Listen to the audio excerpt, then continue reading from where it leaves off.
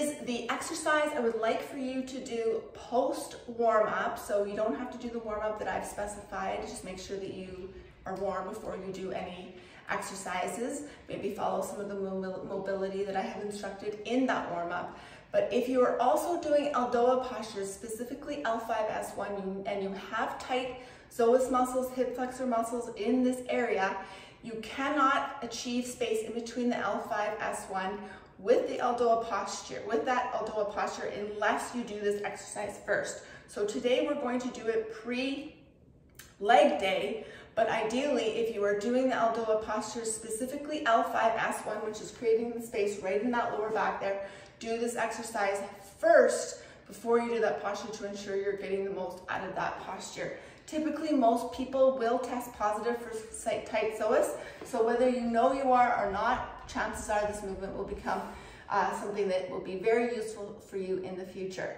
And for those of you who have not yet learned Aldoa postures, don't stress about it. I am going to teach more about it in this session, and like I said, the Aldoa postures create space in your vertebrae in certain areas of your spine, creating less tension throughout the body. Therefore, when you actually go to do strength training exercises, your body is biomechanically working better because the fascia is talking better to one another. The fluids are transferring through the spine, throughout the rest of the muscles in a much more efficient way. So space between your vertebrae is something that is so important, and thankfully, you have a trainer that knows how to teach you those things. So this is what we're going to do before our leg day today. We're warm. This is just a quick pre-warm-up movement before we do our leg and shoulder day today. So we're going to lay on our back.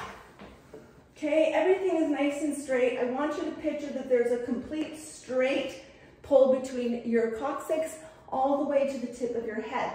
Your tongue is going to be on the roof of your mouth, and in the Aldoa postures, when our legs are bent, our foot is extent or everted, and when our legs are straight, it is an inverted position. So when you're stretching, think about that at all times. That will help get you the most out of your stretches. Okay, so now that we've got constant tension, the lower back is nice and flat on the ground without engaging the core. Tongue is on the roof of our mouth. We're going to keep our eyes down. Scapula is going to drop down into the back pockets. So you don't want to be shrugging up. You want to keep everything nice and relaxed. The foot that is flat, ideally I would prefer you to do these bare feet, by the way. I want you to keep constant tension on this left leg. Okay, so there's pressure put on the foot, pressing down into the ground. So there's nothing not working when you're doing this. Hands are out to the side. You're then going to think of a nice straight movement, flexion in with that hip. Now, if you're doing this properly, you shouldn't see your lower leg or your foot. Okay, when you come to that position of complete 90-degree flexion, I want you to then evert that foot. Again, if you're doing it properly, you shouldn't see this part of your leg and you shouldn't see your foot. Maintaining that constant tension throughout your coccyx all the way up to your spine, back is flat. Eyes are down. You're then going to drop your heel down to the ground without actually touching the ground. Extend and then evert the foot. So you're not, obviously, when you're doing this, going to be watching me.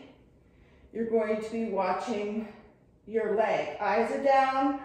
Constant breath. Inhale. Exhale. Inhale. And exhale. Nice and steady breathing. Okay, so constant tension, eyes are down, watch the tongue.